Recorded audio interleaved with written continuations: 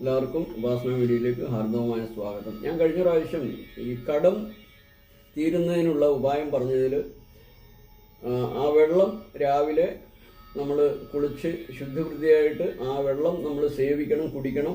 അപ്പോൾ ഓം ശ്രീം നമ 108 ഉരുവെങ്കിലും നമ്മൾ ജപിക്കണം.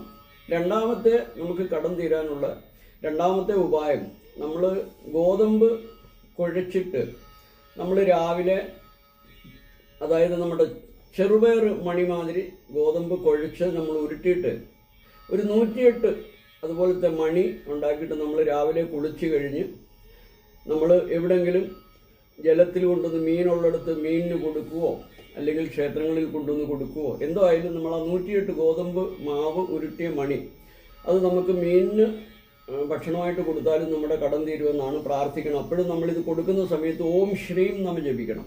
മൂന്നാമത്തെ ഉപായം, നമ്മൾ രാവിലെ കുളിയും ജപവും എല്ലാം കഴിഞ്ഞിട്ട് നമ്മൾ നമ്മുടെ വീടിൻ്റെ മുറ്റത്ത് നമ്മൾ കുറച്ച് പഞ്ചസാര, കുളി കഴിഞ്ഞ് ശുദ്ധവൃത്തിയായിരിക്കണം, കുറച്ച് പഞ്ചസാര എടുത്ത് നമ്മൾ വീടിൻ്റെ മുന്നിലേക്ക് എറിഞ്ഞു കൊടുക്കുക. അപ്പോൾ അത് മറ്റുള്ള ഈ പ്രാണികൾക്ക് ആഹാരമാവും. ആ സമയത്ത് നമ്മൾ ജപിക്കേണ്ട, പ്രാർത്ഥിക്കേണ്ട ഇതാണ്, നമുക്ക് വന്നു ഭവിച്ചിട്ടുള്ള ഈ കടം, ഋണം നമുക്ക് തീർത്തു തരണം. ലക്ഷ്മി ദേവിയോട് പ്രാർത്ഥിക്കണം.